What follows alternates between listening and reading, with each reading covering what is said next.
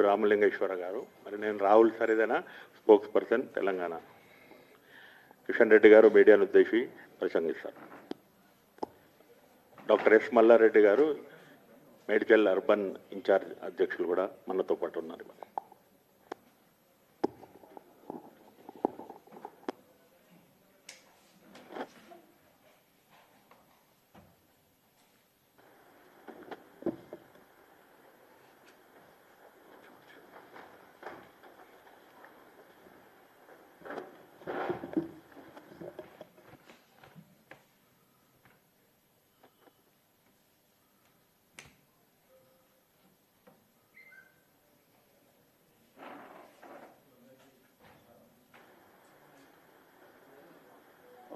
వస్తలే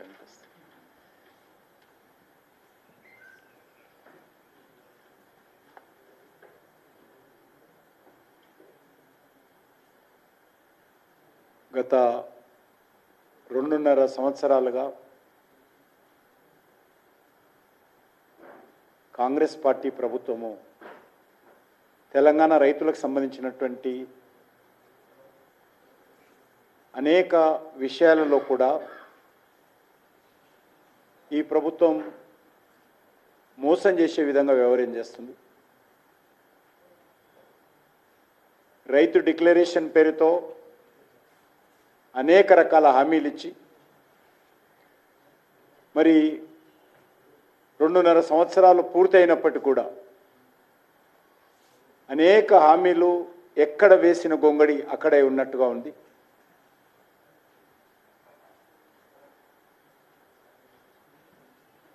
రైతులకు సంబంధించినటువంటి ఈరోజు కనీసం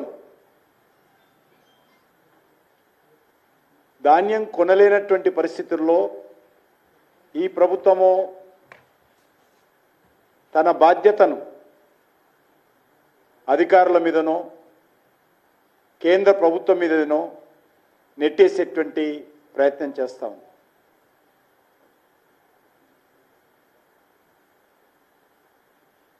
ఏ ఒక్కటి కూడా రైతుల రుణమాఫీ, అరకొర రుణమాఫీ, రైతులకు సంబంధించినటువంటి ఆర్థిక సహాయము, కౌలు రైతులు లేరు, రైతు కూలీలు లేరు, అది కూడా కొంతమందికి. కాంగ్రెస్ రుణమాఫీ వైఫల్యం చెందిన కారణంగా లక్షలాది మంది రైతులు బ్యాంకుల దృష్టిలో డిఫాల్టర్స్ అయ్యారు. అనేక రకాల ఇబ్బందులు ఎదుర్కొంటున్నారు. గిట్టుబాటు ధర విషయంలో కూడా కేంద్రం ముందుకొచ్చి ప్రకటించి అండగా నిలబడినప్పటికీ ఈరోజు ధాన్యం కొనుగోలు విషయంలో ఏ రకంగా ఈరోజు ఇబ్బందులకు గురవుతున్నారో ఈరోజు ప్రచార ప్రసార సాధనాల ద్వారా మనం చాలా స్పష్టంగా చూస్తూ ఉన్నాం. రైతులు అనేక ప్రాంతాల్లో ధర్నాలు చేయాల్సినటువంటి పరిస్థితి, రోడ్డు మీదకి రావాల్సినటువంటి పరిస్థితి ఈరోజు ఏర్పడింది. ముఖ్యంగా ఈరోజు కేంద్ర ప్రభుత్వము ధాన్యం కొనుగోలు మీద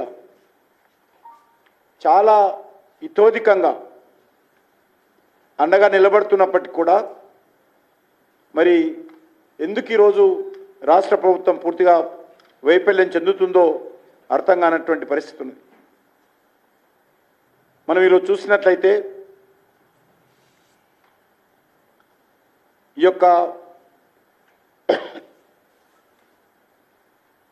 ధాన్యం కొనుగోలుకు సంబంధించినటువంటి కాంగ్రెస్ పార్టీ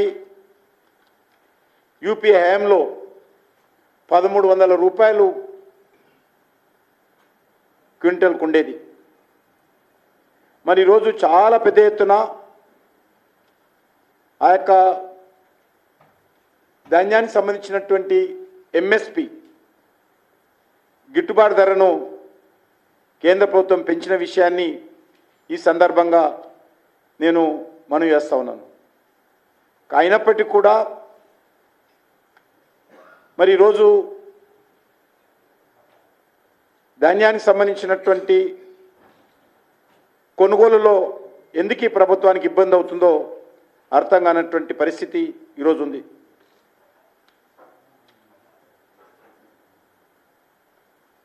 అంతేకాకుండా ఈ యొక్క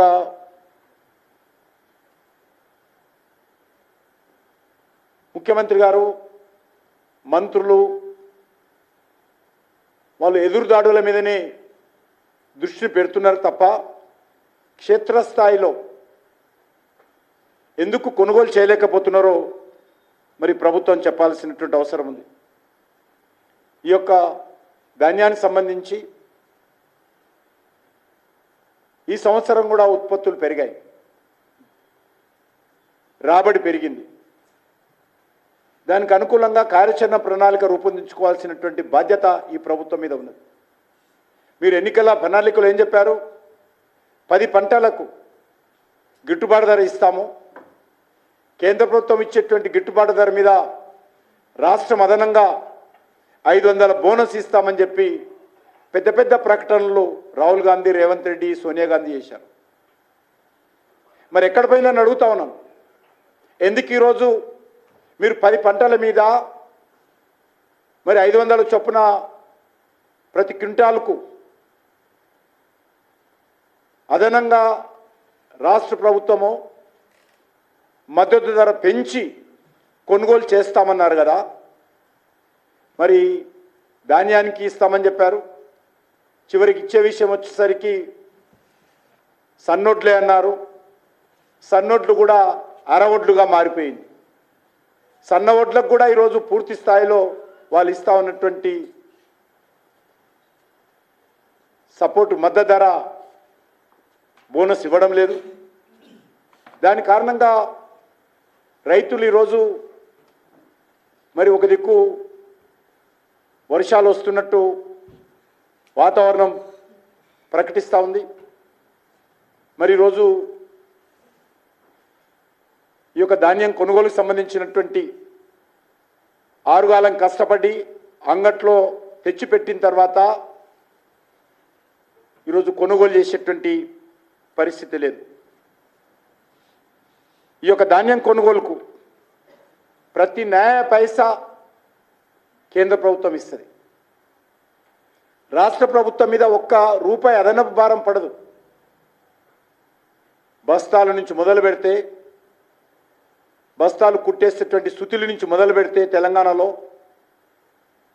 మరి ట్రాన్స్పోర్ట్ ఖర్చు కానీ, చెల్లిస్తున్నటువంటి డబ్బుకు వడ్డీ కానీ, చెల్లించే డబ్బుకు రుణం కానీ, మిల్లల్లో పెట్టేటువంటి నిల్వకు రెంట్ కానీ, ఆ రకంగా ప్రతి నయా పైసా కేంద్ర ప్రభుత్వం భరిస్తున్నప్పుడు రాష్ట్ర ప్రభుత్వం ఎందుకు రైతుల నుంచి కొనుగోలు చేయడం లేదో చెప్పాల్సినటువంటి అవసరం ఉంది. ఈ రాష్ట్ర ప్రభుత్వం పూర్తిగా పచ్చి అబద్ధాలు మాట్లాడుతూ ఉంది అనేక విషయాల్లో. ఈ యొక్క ధాన్యం కొనుగోలు మీద కూడా కేంద్ర ప్రభుత్వం మీద అబండాలు వేసేటువంటి ప్రయత్నం చేస్తూ ఉంది. తమ చేతగాని తనము, తన అసమర్థత, తన వైఫల్యాలను ఇతరుల మీద పాసాన్ చేయడము, తాను మాత్రము హీరోయిజంగా ఈ ప్రభుత్వము ప్రజల ముందు పోజులు పెట్టేటువంటి ప్రయత్నం చేస్తుంది తప్ప ఈరోజు తెలంగాణ ప్రజలకు ఏ విషయంలో కూడా ఈ ప్రభుత్వం న్యాయం చేయడం లేదు. మనకందరూ తెలుసు కేంద్ర ప్రభుత్వం ఏ రకంగా,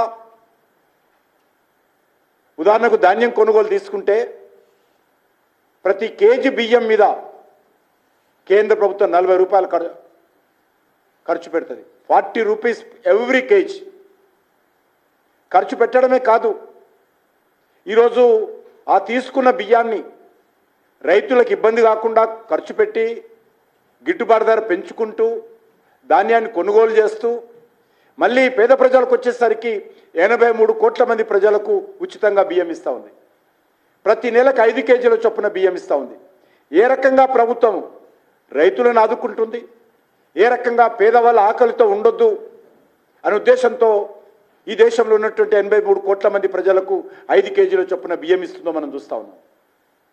తెల్ల కార్డు ఉన్నటువంటి ప్రతి వ్యక్తి కుటుంబానికి దేశవ్యాప్తంగా తెలంగాణలో కూడా ఉచితంగా 5 కేజీల బియ్యం ఇస్తూ ఉంది. ఈ ప్రభుత్వం పోజు కొడుతున్నటువంటి ఏదైతే సన్న బియ్యం ఉందో సన్న బియ్యంలో కూడా 60 నుంచి 65% ఖర్చు కేంద్ర ప్రభుత్వం భరిస్తూ ఉంది. కాదనేటువంటి మరి ఈరోజు వాదన ఏదైతే రేవంత్ రెడ్డి చెప్తాడా అడుగుతా ఉన్నాం. రాష్ట్ర ప్రభుత్వం ఇస్తున్నటువంటి సన్న బియ్యం మీద కేంద్ర ప్రభుత్వం 60 నుంచి 65% ఖర్చు కేంద్ర ప్రభుత్వం అవునా కదా ఈరోజు చెప్పాలి. ఈరోజు బియ్యం ఇస్తా ఉన్నాం ఉచితంగా, ధాన్యం కొనుగోలు మీద 100% కేంద్ర ప్రభుత్వం ఖర్చు పెడతా ఉంది. కానీ రాష్ట్ర ప్రభుత్వం మిషనరీ వాళ్ళది ఉన్నది కాబట్టి ఎవరు రైతు, ఎక్కడ ఎంత పండింది, ఎక్కడ కొనుగోలు చేయాలి, ఆ మిషనరీ అంతా వ్యవస్థ అంతా రాష్ట్ర ప్రభుత్వ ఆధీనంలో ఉంటుంది కాబట్టి రాష్ట్ర ప్రభుత్వం కొనుగోలు చేయమంటున్నాం. ఈరోజు అదొకటే కాదు, ప్రపంచంలోనే నేను ఇంతకుముందు చెప్పినట్టు భారత ప్రభుత్వము largest free food distribution scheme Narendra Modi గారి నేతృత్వంలో భారతదేశంలో అమలు జరుగుతోంది. ప్రపంచంలో ఏ దేశంలో కూడా ఇంత పెద్ద ఉచిత ఆహార పథకాన్ని విజయవంతంగా గత 5 సంవత్సరాలుగా 6 సంవత్సరాలుగా అమలు చేస్తున్నటువంటి ప్రభుత్వము, ఏకైక ప్రభుత్వము నరేంద్ర మోడీ గారి ప్రభుత్వం. ఈ రకంగా పేద ప్రజల యొక్క సంక్షేమము, రైతులకు సంబంధించినటువంటి విశ్వాసం కల్పించేటువంటి ప్రయత్నం కేంద్ర ప్రభుత్వం చేసినప్పుడు గతంలో టీఆర్ఎస్ పార్టీ ఇదే విధంగా కేంద్రం మీద అభాండాలు మోపేటువంటి ప్రయత్నం చేసింది. అదే విధానంలో ఈరోజు కాంగ్రెస్ పార్టీ కూడా అభాండాలు మోపేటువంటి ప్రయత్నం చేస్తూ ఉన్నారు. మనకందరు తెలుసు, ఈరోజు కాటన్ ఈరోజు 8,660 రూపాయలు మద్దతు ధరగా కేంద్ర ప్రభుత్వం ప్రకటించింది. ఈ ఒక్క సంవత్సరం చూస్తేనే ప్రతి రైతుకు గత సంవత్సరంతో పోలిస్తే ఎకరం మీద 6,000 లాభం వస్తుంది. ఎకరానికి 6,000 crores పత్తి మీద అదనపు లాభం వచ్చే విధంగా కేంద్ర ప్రభుత్వం మద్దతు ప్రకటించడం జరిగింది. అదేవిధంగా ఈరోజు సరాసరి 10 క్వింటాళ్ళు ఒక ఎకరానికి పత్తి పండిస్తే 46,170 రూపాయలు రైతుకు ఆదాయం వస్తుంది. అంటే రైతుకు కేంద్ర ప్రభుత్వం చెల్లించి పత్తి కొనుగోలు చేస్తుంది.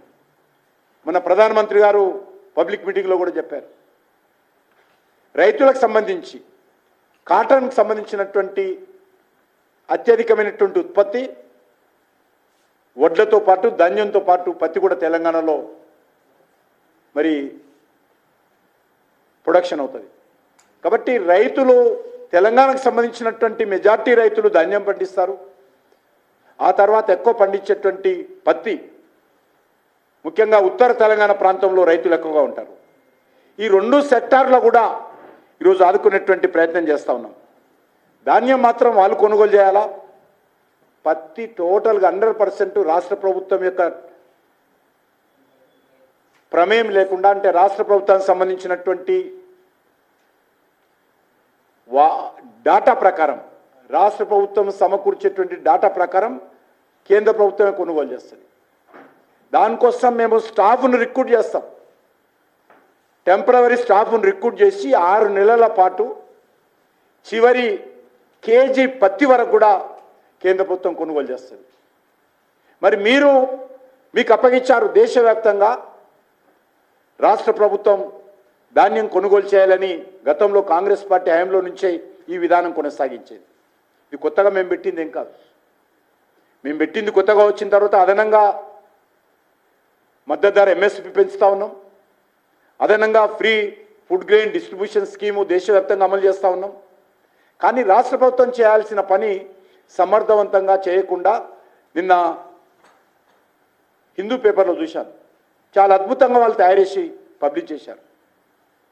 ఇది ఒక జిల్లాకు సంబంధించిన విషయం కాదు, అనేక జిల్లాలలో, అనేక గ్రామాలలో, అనేక మండల్ సంబంధించినటువంటి మార్కెట్ యార్డ్లో అదే పరిస్థితి ఉంది. కాబట్టి ఇప్పటికైనా రాష్ట్ర ప్రభుత్వం వాళ్ళ మంత్రులందరూ ఒక్కొక్క జిల్లాకి వెళ్ళండి. ఎందుకంటే రాష్ట్ర ప్రభుత్వ యంత్రాంగం మీ చేతిలో ఉంది. మీరు చేయాల్సిన పని ఒక్కొక్క జిల్లాలో ఒక మంత్రి కూర్చోండి, వెళ్ళి ఎందుకు కొనుగోలు చేయరు అధికారులు అడగండి, ఏదైనా ఇబ్బంది ఉంటే రైతులతో మాట్లాడండి. హైదరాబాద్లో కూర్చొని ప్రెస్ కాన్ఫరెన్స్ పెట్టడం కాదు. ఈరోజు మనకందరికీ తెలుసు రైతులను ఏ రకంగా ప్రభుత్వం ఆదుకుంటుందో. ఈరోజు యూరియా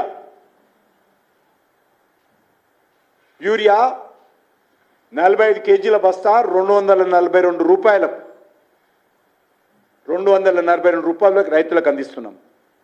కానీ ప్రభుత్వం చెల్లించేది ఆల్మోస్ట్ పెరుగుతున్నటువంటి ధర ప్రకారం 45 కేజీల బస్తకు 2500 రూపాయలు కేంద్ర ప్రభుత్వం ఖర్చు అవుతుంది.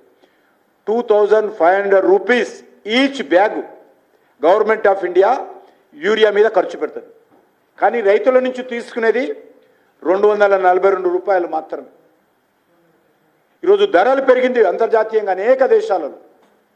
కానీ యూరియా మీద అనేక సంవత్సరాలుగా ₹1 పెరగకుండా రైతులను ఆదుకునేటువంటి ప్రయత్నం చేస్తూ ఉన్నాం.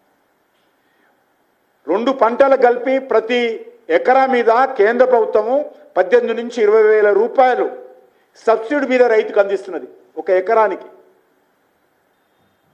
ఆ రకంగా కేంద్ర ప్రభుత్వం ఎరువుల మీద మరి ఈ రకంగా రైతులను ఆదుకోలేనటువంటి ప్రయత్నం చేస్తూ ఉంది. అదే కాదు, ఫసల్ బీమా యోజన సరిగ్గా అమలు చేయడం లేదు ఈ ప్రభుత్వం. కాంగ్రెస్ పార్టీ అధికారంలోకి వచ్చిన మొదట్లో చెప్పింది, బీఆర్ఎస్ పార్టీ ఫసల్ బీమా యోజన పట్ల నిర్లక్ష్యం వహించింది. మా కాంగ్రెస్ పార్టీ ప్రభుత్వము కేంద్రంలో బీజేపీ ఉన్నప్పటికీ కూడా బీజేపీ పథకం అయినటువంటి ఈ యొక్క సమగ్ర పంటల బీమా పథకం అమలు చేస్తామన్నారు. ఎక్కడ కూడా దానికి సంబంధించి లేదు. ఈరోజు అనేక రకాలుగా ఫార్మర్ ప్రొడ్యూస్ ఆర్గనైజేషన్ ఇంకా బాగా చేయడానికి అవకాశం ఉంది. చేసే పరిస్థితి ఈరోజు తెలంగాణలో లేదు.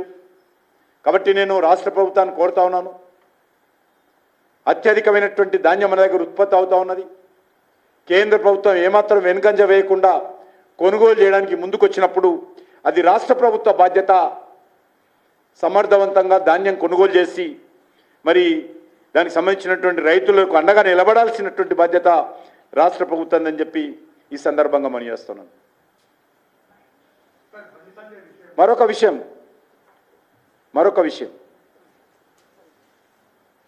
ఈరోజు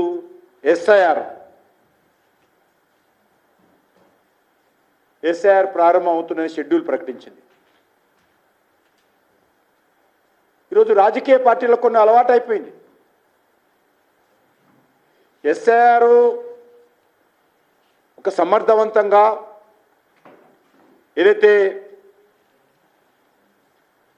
డూప్లికేట్ ఓట్లు ఉంటాయో, చనిపోయిన వారు ఓట్లు కానీ, డూప్లికేట్ కానీ, లేకపోతే ట్రిపుల్ కానీ, ఒక్కొక్క ఓటు ఇప్పుడు గ్రామాల్లో ఉంటుంది.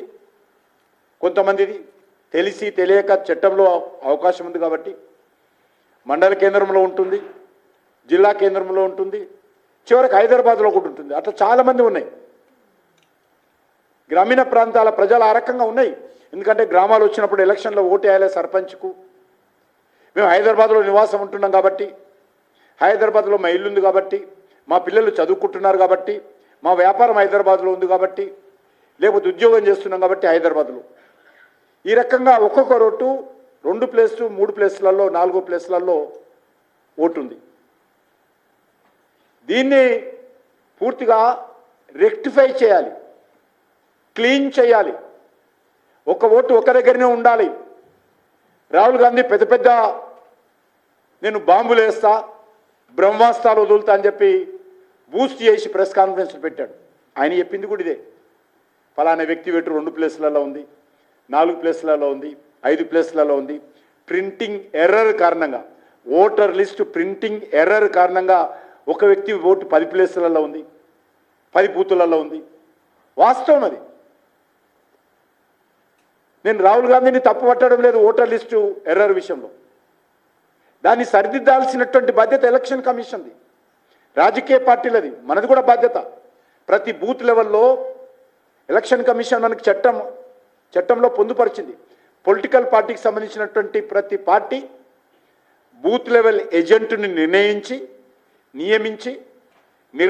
నియమించి ఈ యొక్క ఓటర్ లిస్టు సరిదిద్దేటువంటి కార్యక్రమంలో ఎలక్షన్ కమిషన్కు సహకరించాలి. అన్ని రాజకీయ పార్టీలకు అవకాశం ఉంది, కాంగ్రెస్ పార్టీ కూడా అవకాశం ఉంది, బీఆర్ఎస్ పార్టీకి అవకాశం ఉంది, బీజేపీకి అవకాశం ఉంది, గుర్తింపు పొందినటువంటి రాజకీయ పార్టీలకు ఉంటుంది అవకాశం. వాళ్ళకు బాజాప్తా వాళ్ళని వెంబడి పెట్టుకొని booth level officer door to door చేస్తాడు. ఒక్కడు బూత్ లెవెల్ ఆఫీసర్ పోడు. బూత్ లెవెల్ ఆఫీసర్ ప్రతి ఇంటింటికి 3 సార్లు తిరగాల. ఒకసారి లేకపోతే రెండోసారి లేకపోతే మూడోసారి. 3 సార్లు ఇంటింటికి తిరిగినప్పుడు ఈ political party booth level agents అయితే ఎలక్షన్ కమిషన్ యాక్సెప్ట్ చేసి వాళ్ళ పేర్లు పబ్లికేషన్ చేసి ప్రతి బూత్లో ఒక పొలిటికల్ పార్టీ కార్యకర్త నెంబర్ తీసుకొని తిరుగుతాడు. అతను బూత్ లెవెల్ ఆఫీసర్ ఎవరు? రాష్ట్ర ప్రభుత్వ ఉద్యోగి. ఈరోజు రేవంత్ రెడ్డికి రాష్ట్ర ప్రభుత్వ ఉద్యోగుల మీద విశ్వాసం లేదు ఆయనకు. రాష్ట్ర ప్రభుత్వ ఉద్యోగస్తులు ఈరోజు మోసం చేస్తారనుకుంటుండ ఆయన. రాష్ట్ర ప్రభుత్వ ఉద్యోగస్తులు దగా చేస్తారనుకుంటుండ. రాష్ట్ర ప్రభుత్వ ఉద్యోగస్తులకు మతం పేరుతో రంగు పులిమెట్టుంటి ప్రయత్నం చేస్తాను రేవంత్ రెడ్డి. మొన్నగా మీటింగ్లోకి వెళ్ళి, మొత్తం ముస్లింల మీటింగ్ అది, మీటింగ్లోకి వెళ్ళి మీరందరూ ముందుకు రావాలా, మీరందరూ ధైర్యంగా రావాలా, మీరందరూ ఓటర్ లిస్టు పొరపాటు రాకుండా మీరు చూసుకోవాలా, ఈ ప్రభుత్వం మోసం చేస్తూ ఉంది, కేంద్ర ప్రభుత్వము మీ ఓట్లు తీయడం కోసం ప్రయత్నం చేస్తూ ఉంది. ఒక ముఖ్యమంత్రి రెచ్చగొట్టే విధంగా మాట్లాడుతూ ఉన్నాడు. అంటే ఎవరి మీద రెచ్చగొడుతున్నావు? నీ తెలంగాణ ప్రభుత్వ ఉద్యోగస్తుల మీద రెచ్చగొడుతున్నాను. ప్రభుత్వ ఉద్యోగస్తులు పొరపాటు చేస్తారు కాబట్టి వాళ్ళకు వ్యతిరేకంగా వ్యవహరించాలని రేవంత్ రెడ్డి రెచ్చగొడతా ఉన్నాడు.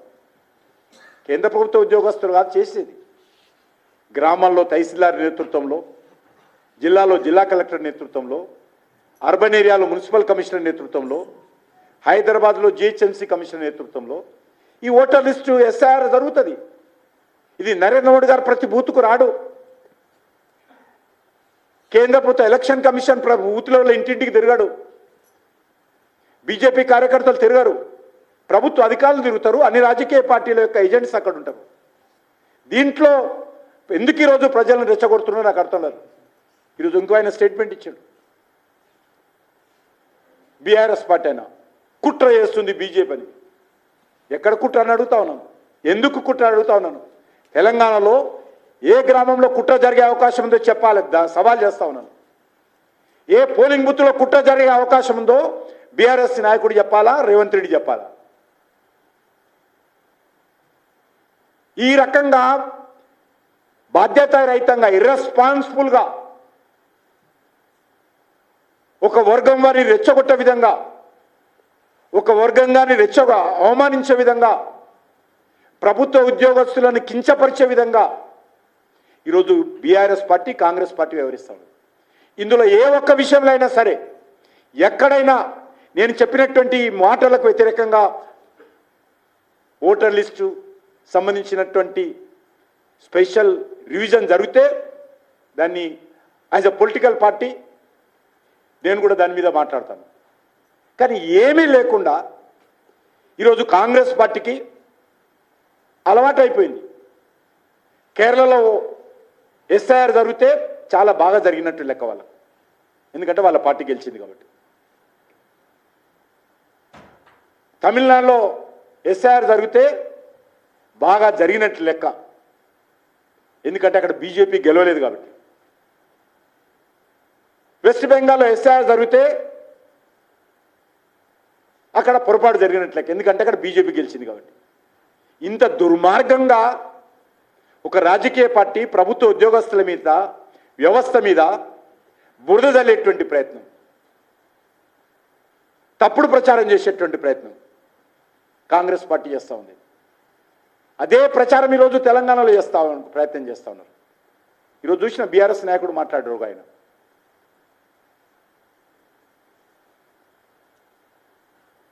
నేను కూడా చెప్తా ఉన్నాను, మీరు మీ పోలింగ్ బూత్ ఏజెంట్స్ను పోలింగ్ బూత్ పంపండి. బూత్ లెవెల్ ఆఫీసర్ అయితే ప్రభుత్వ ఉద్యోగస్తుడో మీరు ప్రతి బూత్లో మీరు ఎంట ఉండండి, పొరపాటు జరగకుండా చూడండి. అంతే తప్ప రాజకీయపరమైనటువంటి ప్రకటనలు పరిమితం కాకండి. ఎలక్షన్ కమిషన్ మీద బురద జల్లే ప్రయత్నం చేయకండి. బీజేపీ మీద ఎలక్షన్ కమిషన్ చేస్తుంది. ఎలక్షన్ కమిషన్ రాజ్యాంగబద్ధంగా వాళ్ళకు ఇది ఎస్ఐఆర్ దేశంలో మొదటిసారి జరగడం లేదు. కాంగ్రెస్ హయాంలో కూడా జరిగింది అనేక సార్లు. కాంగ్రెస్ హయాంలో అనేక సార్లు జరిగింది. అప్పుడు ఎవడు మాట్లాడలే. ఇప్పుడు విదేశాల నుంచి అక్రమంగా ఎవడైనా హైదరాబాద్లో రోహింగ్యా వాడు ఉంటే, అక్రమంగా బంగ్లాదేశ్ వాడు ఉంటే ఖచ్చితంగా ఓటు తీయాలా. నేను ఇప్పుడు చెప్తున్నాను బాజాప్తా. ఎవరైనా రోహింగ్యాలు కానీ బంగ్లాదేశ్ వాడు కానీ ఈ దేశ భారతీయుడు కానటువంటి వాడు ఎవడైనా ఉంటే ఒక్కొక్క ఓటు వెతికి వెతికి తీయాలని నేను అధికారులను కోరుతా ఉన్నాను. అధికారులకు పూర్తి అండగా ఒక పొలిటికల్ పార్టీ కార్యకర్త ఏజెంట్గా మా బిఏలో ఉంటాడు. మీరు కాంగ్రెస్ పార్టీ ఏజెంట్ కూడా అడుగుతాను. ఎందుకు ఈరోజు బంగ్లాదేశ్లో వెస్ట్ బెంగాల్లో బంగ్లాదేశ్లో ఓటు తొలగిస్తే బాధ ఎందుకు అడుగుతా ఉన్నాను. బంగ్లాదేశీల ఓట్లు తొలగిస్తే కాంగ్రెస్ పార్టీకి ఎందుకు బాధ అడుగుతా ఉన్నాను. విదేశీల ఓట్లు తొలగిస్తే రాహుల్ గాంధీకి ఎందుకు నొప్పి అని అడుగుతా ఉన్నాను. మీ బూత్ లెవెల్ ఏజెంట్ ఎందుకు పెట్టకలేకపోతున్నారు మీరు? ఎందుకు బూత్ లెవెల్ ఆఫీసర్ తోటి వెంటవి తిరగాలగా బస్తీలకు వచ్చినప్పుడు? మీకు హక్కు ఇచ్చింది కదా ఎలక్షన్ కమిషన్. అన్ని రాజకీయ పార్టీలకు హక్కు ఇచ్చింది. ప్రతి ఓటరు తీయాలన్నా వద్దా ప్రశ్నించేటువంటి అధికారము, సలహా ఇచ్చేటువంటి అధికారము, తొలగిస్తే అక్రమంగా బూత్ లెవెల్ ఆఫీసర్ తొలగిస్తే అడ్డుకునేటువంటి అధికారము బిఎల్ఏకు ఉంటుంది. పొలిటికల్ పార్టీస్కు ఎవ్రీ బూత్ లెవెల్. అంతే తప్ప ప్రజాస్వామ్యబద్ధంగా ఎలక్షన్ కమిషన్ చేసేటువంటి ప్రక్రియను అడ్డుకునేటువంటి ప్రయత్నము, ఒక ముఖ్యమంత్రిగా ప్రభుత్వ ఉద్యోగస్తులను బెదిరించేటువంటి ప్రయత్నం. ఇది బెదిరిస్తున్నాడు ఆయన.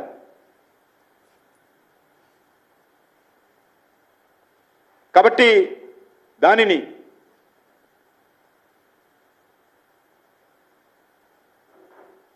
ప్రజలందరూ కూడా స్వచ్ఛందంగా ముందుకొచ్చి ఎస్ఐఆర్లో ఎలక్షన్ కమిషన్కు రాజకీయ పార్టీ ఏజెంట్స్గా వచ్చేటువంటి వాళ్లకు సహకరించాల్సిందే నేను కోరుతాను.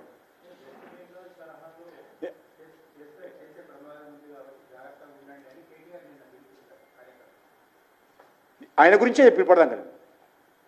అలా ఆఫీసర్ అలా పెట్టమని ప్రతి బూత్ లెవెల్లో. వెస్ట్ బెంగాల్లో అంటే జరిగింది. ఎవరు ప్రభుత్వం ఉండిందాడా?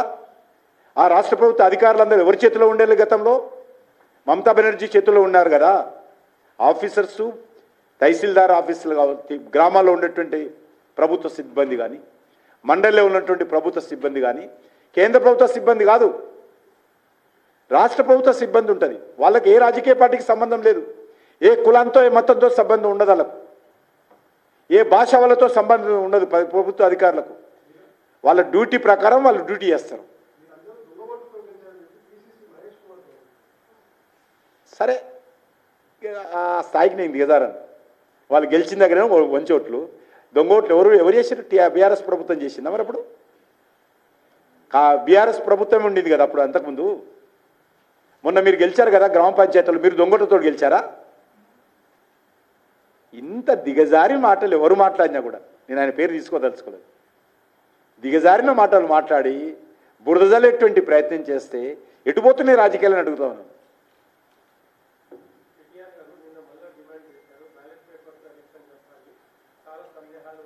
ఆయన పెద్ద ఐటీ గురించి మాట్లాడతాడు కదా.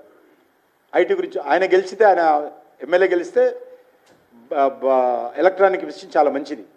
ఆయన 2 సార్లు అధికారంలోకి వస్తే ఎలక్ట్రానిక్ మిషన్ చాలా మంచిది. తమిళనాడులో విజయ్ గెలిచినా, లేకపోతే అంతకుముందు డిఎంకి గెలిచినా ఎలక్ట్రానిక్స్ చాలా మంచిది.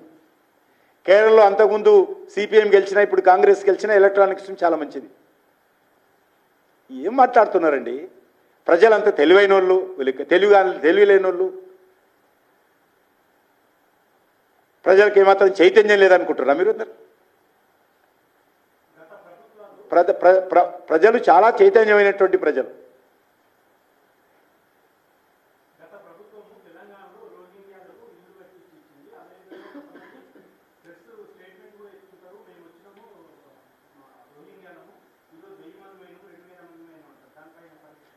నేను అదే అందుకే చెప్తున్నా, ఒక్కొక్క రోహింగ్యాను వెతికి వెతికి ఓటర్ లిస్టులో వాడి పేరు లేకుండా చూడాలి. వాడి పేరు, ఆయన పేరు కాదు, వాడి పేరు.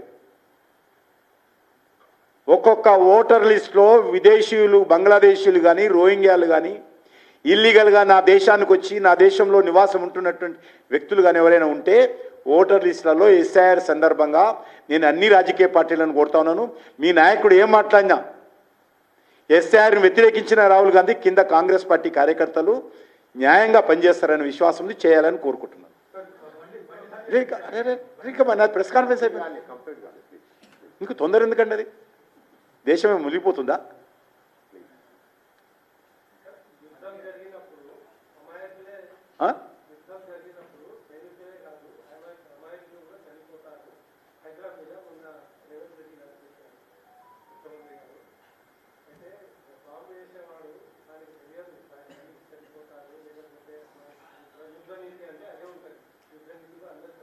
ఇప్పుడు ఏ యుద్ధం గురించి మాట్లాడాను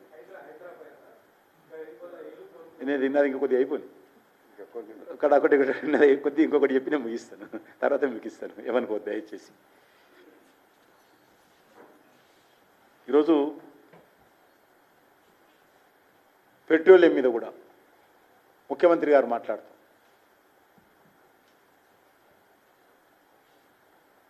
ఇది అన్డెమోక్రటిక్ సిస్టంలో ధరలు పెంచారంటాడు.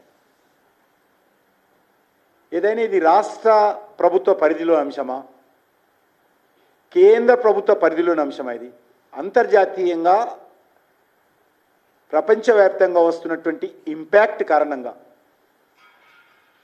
ఈరోజు తప్పనిసరి పరిస్థితుల్లో, మీకు తెలుసు గతంలో ఉద్రిక్త వాతావరణంలో కేంద్ర ప్రభుత్వం ట్యాక్స్ తగ్గించింది, పెట్రోల్ మీద ట్యాక్స్ తగ్గించింది.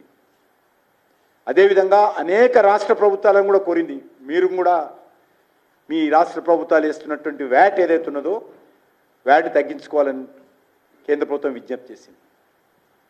అనేక ప్రభుత్వాలు, పార్టీలతో కూడా సంబంధం లేదు, అనేక ప్రభుత్వాలు కూడా ఆ రోజు ప్రధానమంత్రి గారి విజ్ఞప్తి మేరకు, కేంద్ర ప్రభుత్వ విజ్ఞప్తి మేరకు రాష్ట్ర ప్రభుత్వాలు కూడా మరి పెట్రోల్ మీద రాష్ట్ర ప్రభుత్వం వేస్తున్నటువంటి పన్నులు తగ్గించాయి. కానీ తగ్గించని రాష్ట్రం ఏదంటే దేశంలోనే అత్యధికమైనటువంటి పెట్రోల్ రేటుతో విక్రయిస్తున్నటువంటి రాష్ట్రము తెలంగాణ. దేశంలోనే టాపెస్ట్ స్టేట్.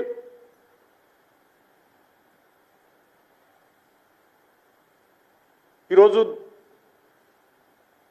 నేను రాష్ట్ర ప్రభుత్వాన్ని కోరుతా ఉన్నాను, ఒకసారి అందరూ కూడా తెలుసుకోవాలి. Actual cost, refinery base cost 52 రూపాయల నుంచి 50, ఎందుకంటే అంతర్జాతీయంగా వస్తున్నటువంటి క్రూడ్ ఆయిల్ ఎక్కువ తక్కువ ఉంటుంది. Refinery base cost 52 to 56 rupees each litre. Freight, dealer commission అంటే ట్రాన్స్పోర్టు, పెట్రోల్ పంపులకు ఇచ్చేటువంటి డీలర్ కమిషను 4 to 5 రూపీస్ అవుతుంది. ట్రాన్స్పోర్ట్ ఎక్స్పెండిచరు, డీలర్కి ఇచ్చేటువంటి కమిషన్ ప్రతి లీటర్ మీద cost 4 to 5 rupees. Government of India వేసేటువంటి ట్యాక్స్ సెంట్రల్ ఎక్సైజ్ డ్యూటీ అంటారు, కేంద్ర ఎక్సైజ్ డ్యూటీ, అది 6 to 7 రూపీస్ ఉంది. ఇప్పుడు 6 to 7 rupees government of India tax 6 to 7 rupees. Telangana VAT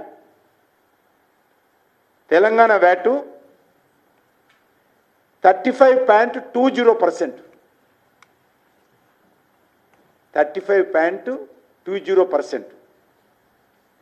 retail cost వచ్చేసరికి 107 నుంచి 109 రూపాయలు ఉంటుంది. మీరందరూ కొంటుంటారు. ఈరోజు 3 రూపాయలు పెరిగితే ఆ 3 రూపాయల మీద కూడా 35% రాష్ట్ర ప్రభుత్వానికి పోతుంది. పెట్రోల్ మీద 3 రూపాయలు ఇప్పుడైతే పెరిగిందో దాని మీద కూడా రాష్ట్ర ప్రభుత్వానికి 35%కి వెళ్తుంది.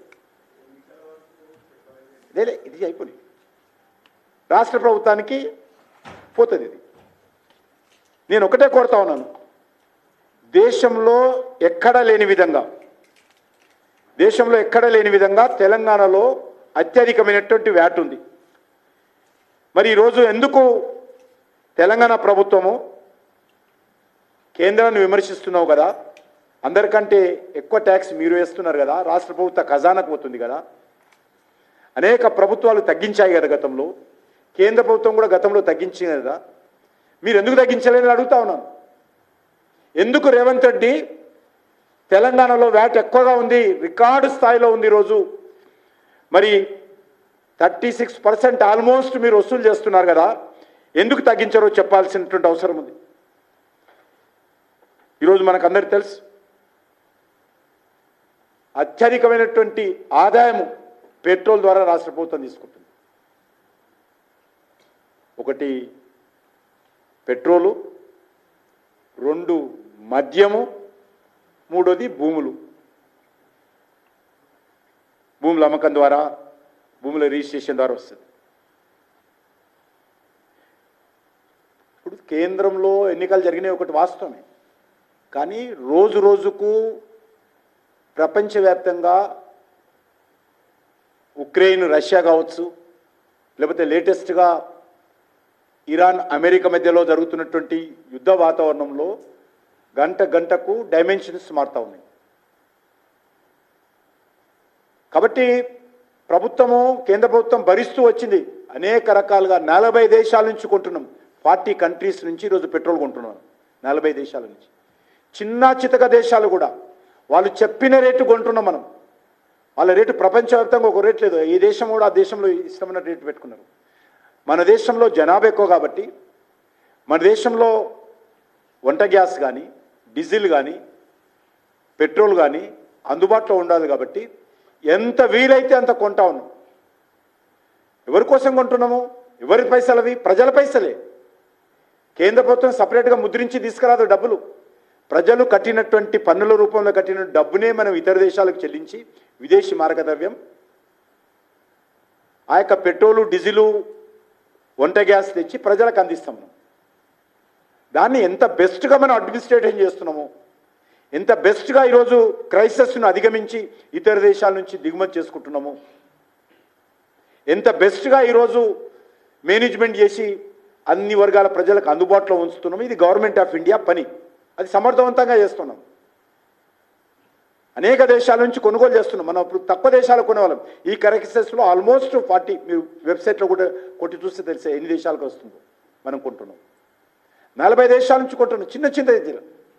ఎందుకు అంటే దేశంలో ఉన్నటువంటి మన ప్రజలు కానీ, మన వర్తమాన అభివృద్ధి చెందుతున్నటువంటి దేశం, డెవలపింగ్ కంట్రీ కాబట్టి మనకు పెట్రోలియం ఉత్పత్తులు అందుబాటులో ఉంచాలి కాబట్టి, పెట్రోల్ లేదని చెప్పి పంపులు మూత పెట్టొద్దు కాబట్టి ఈరోజు అందుబాటులో పెట్టి చేస్తున్నాం. అది ఈరోజు అప్రిషియేట్ చేయాల్సిన అవసరం. ఈరోజు పెరిగిన ధరలు అమెరికా లాంటి దేశము, జర్మన్, జపాన్ లాంటి దేశం అందరూ కూడా పెట్రోలియం ఉత్పత్తుల ధరలు పెంచారు. కొన్ని దేశాలైతే 100% పెంచాయి, కొన్ని దేశాలైతే 40% పెంచాయి. ఇది మనం సీక్రెట్ విషయం కాదు, అందరికీ తెలిసిన విషయం. ప్రపంచవ్యాప్తంగా దీని మీద పెద్ద ఘర్షణ జరుగుతున్నది, చర్చ జరుగుతున్నది, ఆందోళన జరుగుతున్నది, చర్చలు జరుగుతున్న విషయం చూస్తూ ఉన్నాం. ఇది ఒక మన దేశానికి పరిమితమైన అంశం కాదు, మన దేశంలో ఉత్పత్తి అయ్యే పెట్రోల్ కాదు, ఇతర దేశాల నుంచి రావాల్సినటువంటి పెట్రోల్. ఇతర దేశాలు అడ్వాన్స్గా డబ్బులు ఇచ్చి తీసుకురావాలా. ఎవరు కూడా మేము తర్వాత ఇస్తాం పంపరు, ఏ దేశం కూడా అడ్వాన్స్ పేమెంట్ ఇవ్వాలి. క్యాష్ అండ్ క్యారీ సిస్టమ్ ఈరోజు పెట్రోల్ ఉత్పత్తులు ప్రపంచవ్యాప్తంగా. మన విదేశీ మార్గద్రవ్యం, మన ప్రజలు పన్నుల రూపంలో కట్టిన డబ్బును మనం తీసుకెళ్ళి ఇతర దేశాలకు క్యాష్ డిపాజిట్ చేస్తే వాడు దయాదాక్షిణ్యంలో మనకు పెట్రోల్ వస్తుంది, డీజిల్ వస్తుంది. అది కూడా కొన్ని రోడ్లు కూడా మూసేసిన విషయం చూస్తూ ఉన్నాం. కొన్ని షిప్ మూమెంట్ కాకుండా అడ్డుకుంటున్నటువంటి పరిస్థితి చూస్తూ ఉన్నది. ఆ దేశంతో ఈ దేశంతో మాట్లాడి మనము చాకచక్యంగా తీసుకొస్తూ ఇంకో రూట్, అదనపు రూట్లలో తీసుకొస్తున్నాం. మనం రష్యా లాంటి దేశాన్ని కూడా మనం తెచ్చుకుంటున్నాం. అమెరికా వద్దన్నప్పుడు కూడా రష్యా లాంటి దేశం నుంచి కూడా తెచ్చుకుంటున్నాం. కాబట్టి ఇది అర్థం చేసుకోవాలి తప్ప ఇదేదో అప్రజాస్వామికంగా పెంచాము. ఎలక్షన్లో అయినప్పుడు కొద్ది ఇప్పుడు ఇంకా మళ్ళీ పెరిగే ప్రమాదం లేకుండా చూసుకోవాలి ఇప్పుడు మనం. ఎందుకంటే రోజు రోజుకు మారుతుంది. ఈరోజు స్టేట్మెంట్ మార్నింగ్ నుంచి మారింది, మళ్ళీ యుద్ధం చేస్తా అంటున్నది అమెరికా. కాబట్టి ఎప్పుడేమవుతుందో తెలియదు, మన చేతుల పని కాదు.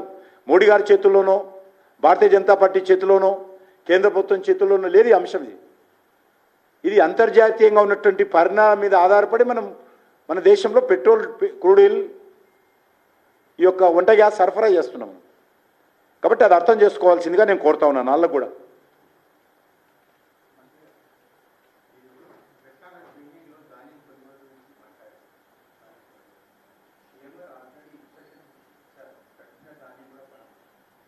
నేనేమంటున్నా మరి ధాన్యం ఆదేశాలు ఇస్తే కాదు, గతంలో కూడా ఆదేశాలు ఇచ్చింది ఆయన.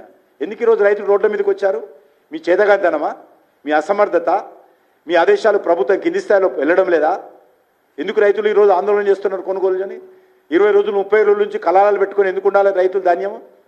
ఇది రాష్ట్ర ప్రభుత్వం అయిపోయింది కదా. గతంలో బీఆర్ఎస్ పార్టీ, కాంగ్రెస్ పార్టీకి ఏమైనా తేడా ఉందా? దేశంలో ఏ రాష్ట్రంలో లేదు ఇంత గొడవ, ఒక తెలంగాణలో ఉంది. గవర్నమెంట్ ఆఫ్ ఇండియా భరిస్తాం కదా అన్నిటికీ. ఈరోజు సివిల్ సప్లై సిబ్బందికి కూడా కమిషన్ రూపంలో గవర్నమెంట్ ఆఫ్ ఇండియా జీతాలు చెల్లిస్తుంది. తెలంగాణలో పనిచేసేటువంటి సివిల్ సప్లై సిబ్బందికి కూడా గవర్నమెంట్ ఆఫ్ ఇండియా కమిషన్ రూపంలో సివిల్ సప్లై కార్పొరేషన్ డబ్బులు ఇస్తాం. ఇప్పుడు మేము వచ్చినాక కాదు, కాంగ్రెస్ పార్టీ ప్రభుత్వం ఉన్నప్పుడు కూడా అదే పద్ధతి. మేము వచ్చినాక ఏదో మేము కొత్తగా మార్చామంటలే నేను. ఇది గవర్నమెంట్ ఆఫ్ ఇండియా చేసే విధానం. అది దానికి వదిలిపెట్టి ఇది కేంద్ర ప్రభుత్వం వైఫల్యం చెందిందని దీంట్లో కూడా మాట్లాడితే ఎట్లా?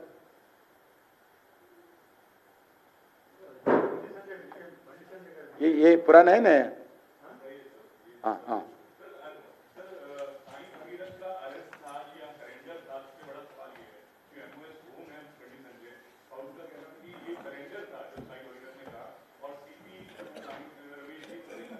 आप इन्वेस्टिगेशन करो ना, आप इन्वेस्टिगेशन, आपको भी अधिकार है as a reporter. You should also do investigation and tell people the fact.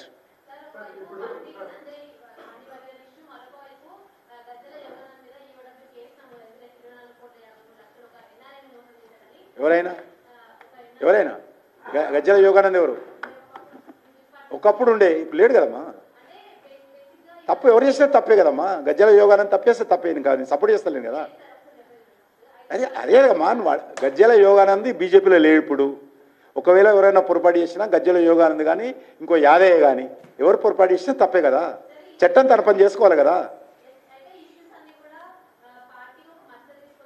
అది మా పార్టీ కాదంటే మళ్ళీ పార్టీ అంటే అవుతాను. నువ్వు అంటగట్టకు మా ఆయన.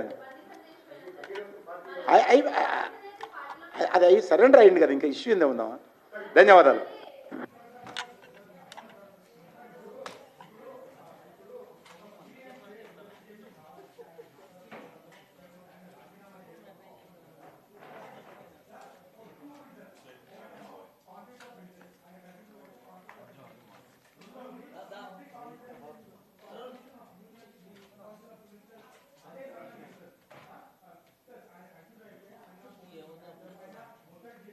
ఒకటి వెస్ట్ నేను చెప్తాను. తీసేస్తే అయిపోయిందా? నేను చెప్పనా? State government police, government of India police కానీ వ్యవస్థ కానీ వేరే ఉంటుంది. నేను చెప్పిన వెస్ట్ బెంగాల్లో మా అమిత్ షా గారు విమానం దిగుతా అంటే రాష్ట్ర పోలీసులు అనుమతి ఇవ్వలేదు. ఫర్ ఇన్ఫర్మేషన్, ఉత్తరప్రదేశ్ ముఖ్యమంత్రి యోగా గారు విమానం దిగుతా అంటే స్టేట్ గవర్నమెంట్, స్టేట్ పోలీసులు అనుమతి ఇవ్వకపోతే పక్కనున్నటువంటి ఒరిస్సా రాష్ట్రంలో దిగి ఆయన నుంచి రోడ్డు వెళ్లాల్సి వచ్చింది. కాబట్టి రాష్ట్ర ప్రభుత్వ పోలీసులకు సంబంధించినటువంటి అంశము రాష్ట్ర ప్రభుత్వాలకు పూర్తి అధికారం ఉంటుంది. పోలీసులకు దర్యాప్తు చేసి ఏ విషయమైనా చర్యలు తీసుకునేటువంటి అధికారం ఉంటుంది. కేంద్ర ప్రభుత్వానికి దీంట్లో ఏం ప్రమేయం ఉండదు.